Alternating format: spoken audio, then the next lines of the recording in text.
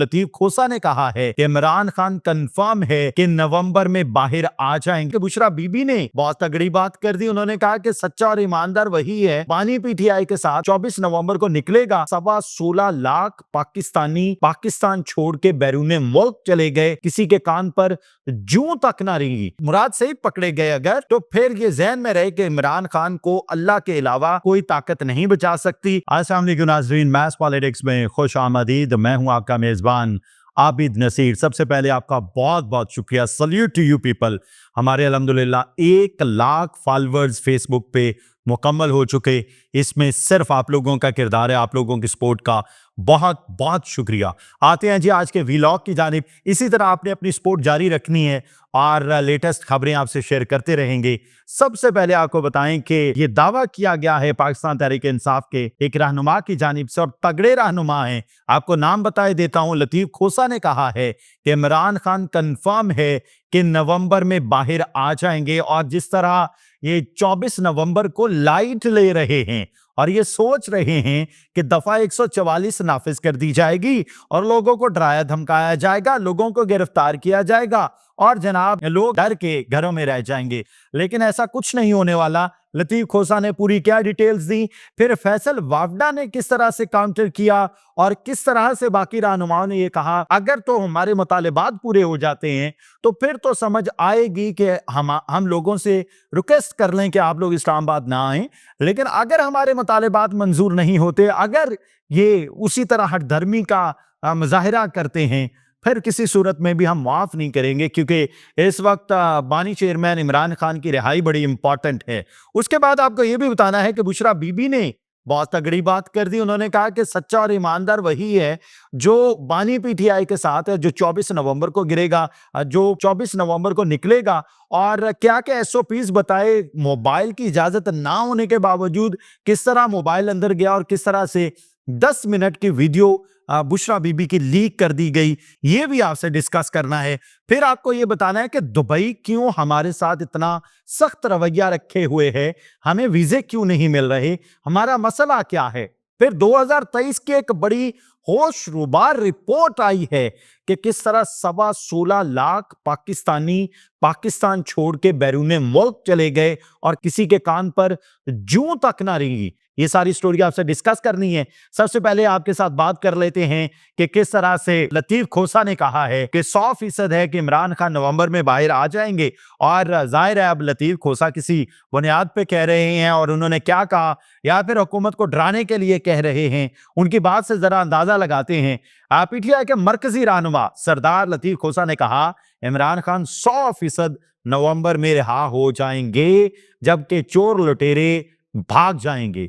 फिर उन्होंने कहा कि ये गलत फहमी में है, 24 नवंबर को शौक में आ जाएंगे। फिर कहा कि जब पीपल्स पार्टी ने कॉल दी थी तो क्या नवाज शरीफ बहरीन नहीं भागे थे। फिर उन्होंने कहा कि पाकिस्तान के 3 बड़े लीडर्स हैं, जुल्फिकार अली भुट्टो, बेनजीर भुट्टो और इमरान खान अवामी लीडर है। कोई गलत फहमी में ना रहे। 8 फरवरी को अवाम, अदलिया, एस्टैब्लिशमेंट, हुकूमत और डोनाल्ड लूज समेत सारी कुव्वतें हमारे खिलाफ थी, लेकिन अवाम ने इलेक्शन में 180 सीटें पीटीआई को जितवाई। लेकिन अवाम ने इलेक्शन में 180 सीटें पीटीआई को जितवाई। लेकिन इस वक्त 17 सीटों वाला वजीर आजम है। इमरान खान 100% नवंबर में रिहा हो जाएंगे, जबकि चोर लुटेरे भाग जाएंगे।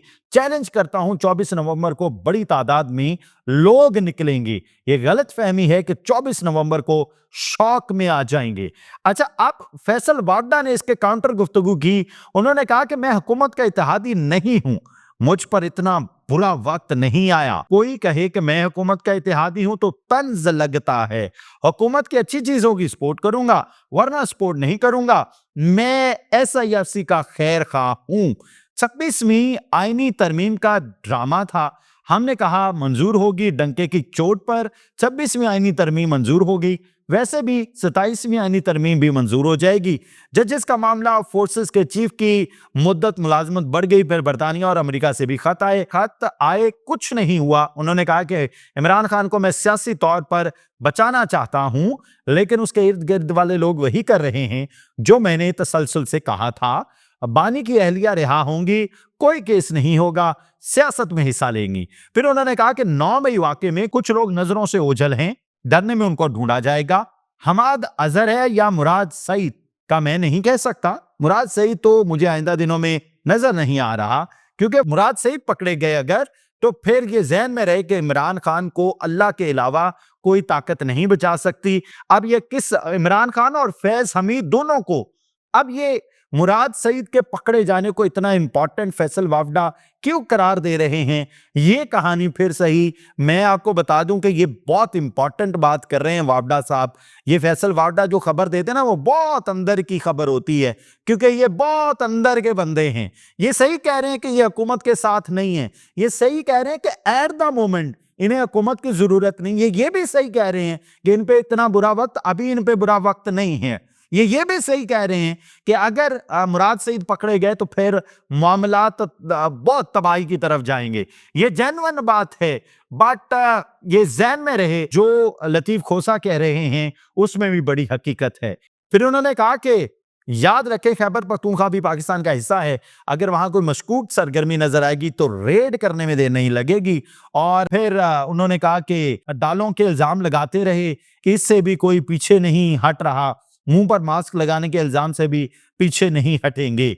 ये सारी सूरत हाल जी पाकिस्तान तहरीक इंसाफ के जलसे को लेकर, और उसके बाद पाकिस्तान पीपल्स पार्टी और पाकिस्तान मुस्लिम लीग नून में बड़ी हैवी तकरार हुई है। हैवी तकरार इस तरह से हुई है कि नवाज शरीफ फैमिली के तर्जुमान ने ये वजाहत करने की कोशिश की कि हसन नवाज दिवालिया क्यों हुए, तो उन्होंने सारा किस्सा डाल दिया कि 1972 से ये कोशिशें जारी हैं।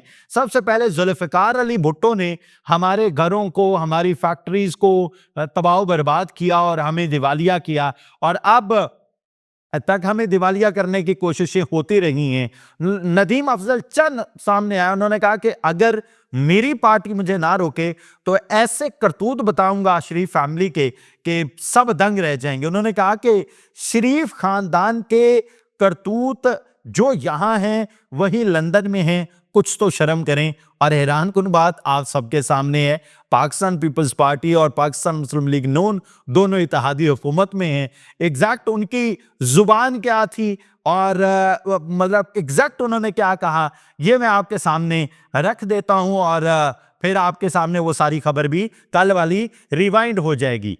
ले जी, पाकिस्तान मुस्लिम लीग नून के कायद और साबिक वजीर आजम नवाज शरीफ के साहबजादे हसन नवाज के दिवालिया हो जाने पर पाकिस्तान पीपल्स पार्टी के सीनियर रहनुमा नदीम अफजल चंद की जानिब से रद्द अमल दिया गया। अपने बयान में नदीम अफजल चंद ने कहा कि हसन नवाज दिवालिया बरतानिया में हुए, इसमें भुट्टो कहां से आ गया।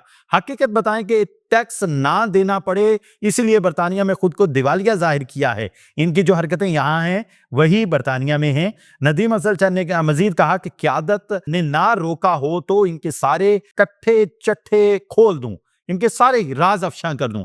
इस हवाले से सीनियर सहाफी काशिफ अब्बासी ने कहा कि सवाल यह है कि जो लोग टैक्स अदा नहीं कर सकते वो लोग इतनी बड़ी और कीमती जायदादें कैसे खरीद लेते हैं, ये बड़ा कोर क्वेश्चन है। और उन्होंने कहा कि मुस्लिम लीग नून दावा करती है कि उसने पाकिस्तान को दिवालिया होने से बचाया, लेकिन उस जमात के कायद का बेटा खुद दिवालिया हो गया। वाज़ेह है कि बरतानिया अदालत ने पाकिस्तान मुस्लिम लीग नून के कायद नवाज शरीफ के बेटे हसन नवाज को दिवालिया करार दे दिया था। मीडिया रिपोर्ट्स के मुताबिक रॉयल कोर्ट ऑफ जस्टिस ने हसन नवाज के खिलाफ फैसला सुनाया। अपने फैसले में अदालत ने हसन नवाज को रेवेन्यू डिपार्टमेंट के टैक्स केस में दिवालिया करार दे दिया। अवामी रिकॉर्ड रखने वाले सरकारी यूके गैजेट में दिवालिया होने की तफसीलात शाये कर दी गई हैं।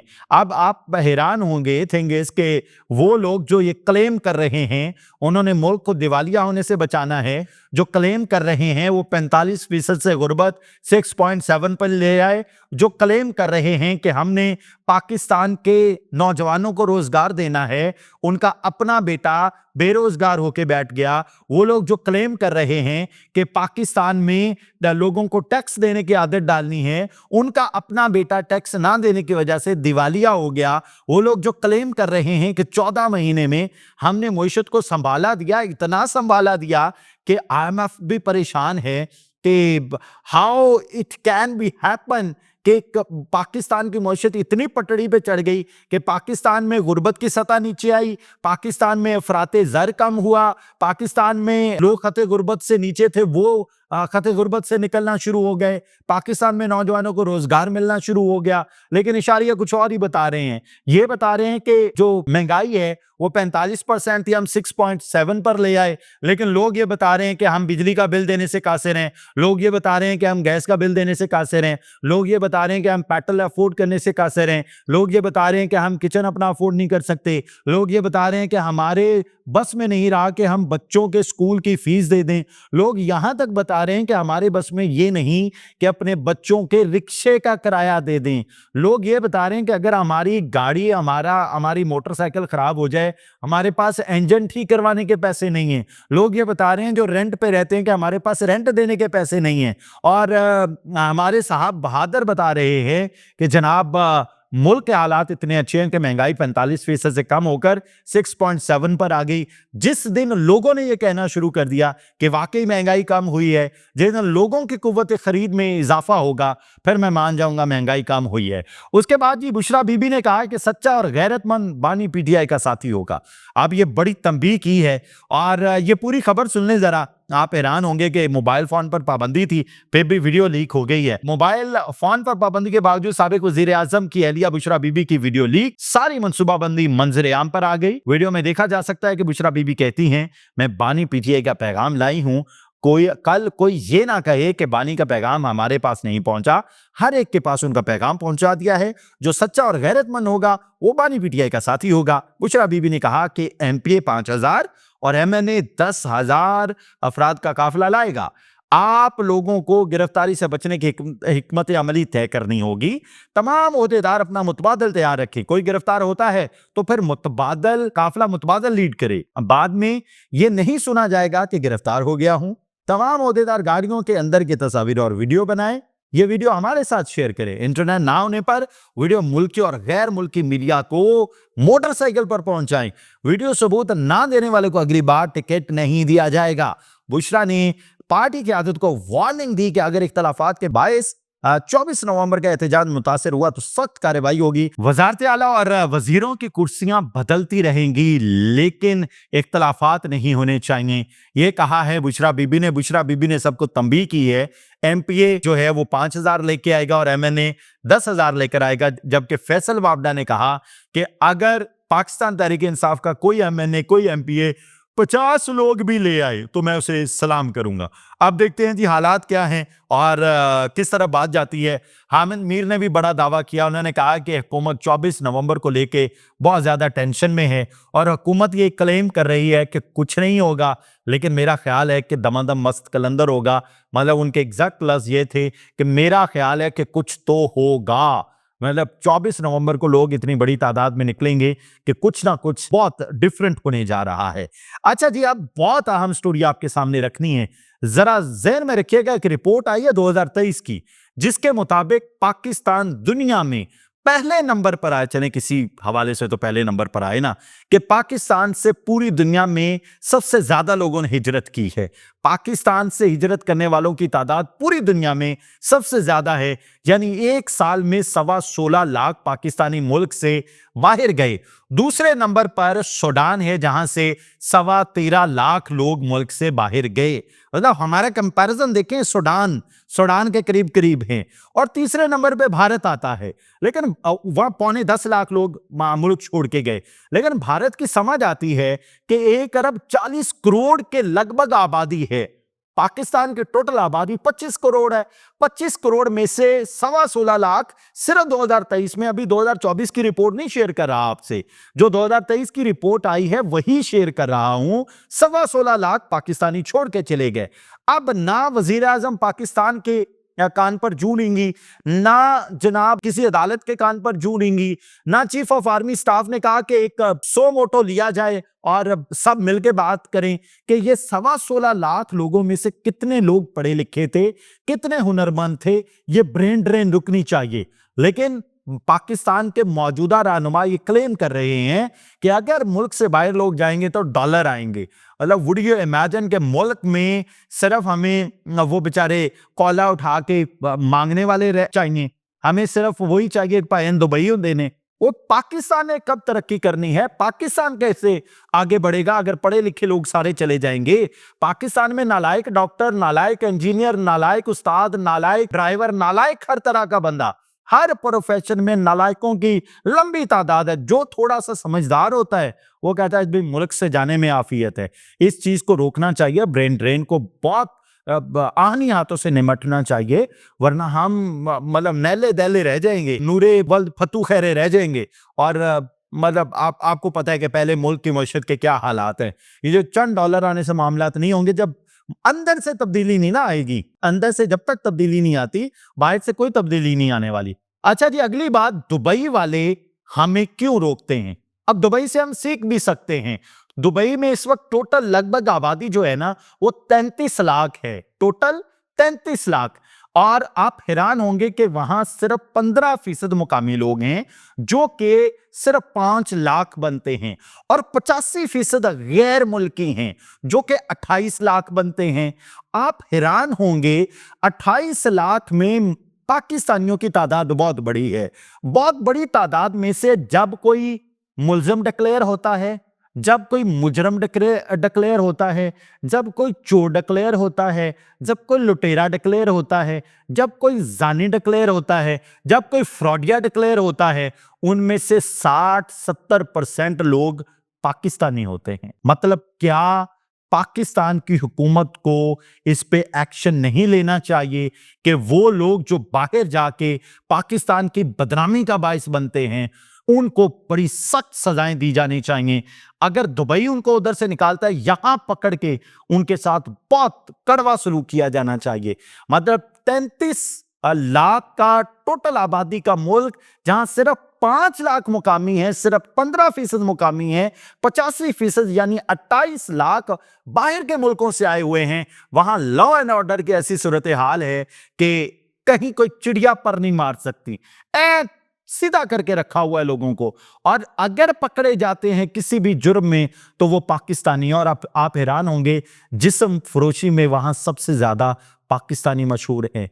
ये कलक है, ये दुख है। आप हैरान होंगे, सबसे ज्यादा चोरी में पाकिस्तानी मुलव्वस हैं। ये पूरी रिपोर्ट का मैं क्रक्स आपके सामने रख रहा हूं। और आप हैरान होंगे कि पाकिस्तानियों को इतनी मुश्किल हो रही है कि अब जो सही बंदा है ना उसे भी वीजा नहीं मिल रहा। उनका रूल है, और अगर वो रेगिस्तान में इतना तगड़ा रूल बना सकते हैं, अगर रेत के टीलों में इतनी तगड़ी किस्म की रियासत डेवलप हो सकती है, भाई यहां 4 मौसम हैं, यहां समंदर हैं, दरिया हैं, पहाड़ हैं, सब्जा है, दरख्त है, उन्हें तो मसनूई घास उगाने के लिए बड़ी तोक़दौ करनी पड़ती है। और आप लोगों के पास तो अल्लाह ताला का दिया हुआ सब कुछ है। ये सिर्फ हमारी नालायकी है, सिर्फ हमारी कमहली है। ये जब तक हम अंदरूनी इख्तलाफात, ये जो सियासी लड़ाइयाँ हैं, इनको ख़त्म नहीं कर देते, तब तक मुल्क के हालात अच्छे नहीं होने वाले। मेरी दुआ है अल्लाह ताला पाकिस्तान और पाकिस्तान में बसने वालों की खैर करे। इजाज़त दीजिए, अल्लाह हाफ़िज़।